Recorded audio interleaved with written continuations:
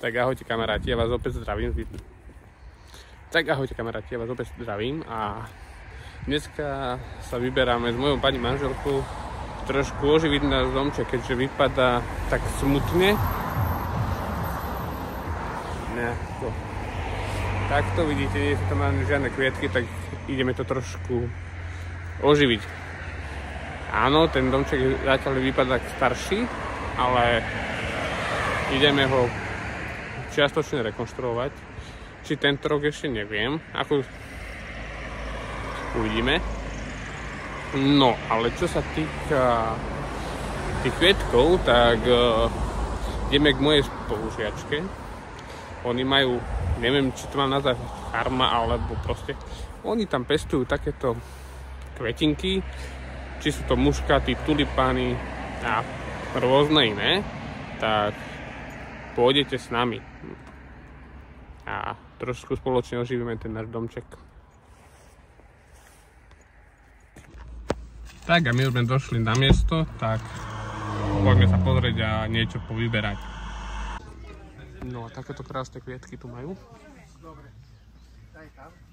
A teda daj ešte toto biele.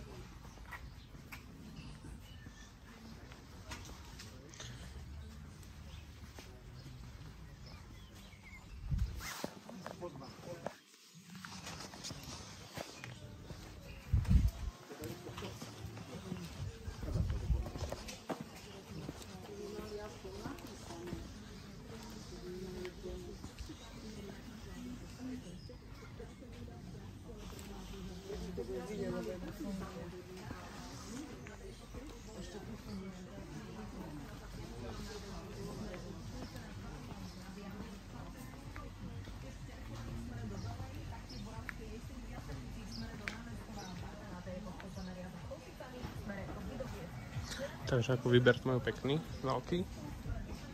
Už len vybrať.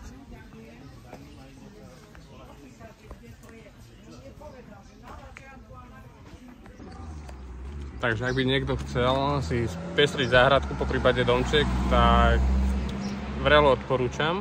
Dám vám do popisku link a treba ísť navštíviť, poradia, pomôžu. Ozaj je to na veľmi dobrej úrovni. Tak ahojte. Takže ešte si myslí niečo pozrieť do Horbachu, niečo malé. Jak vždy, keď moja pani manželka nakupuje. A tak ideme si trošku spraviť záhradku, nejak vypadá.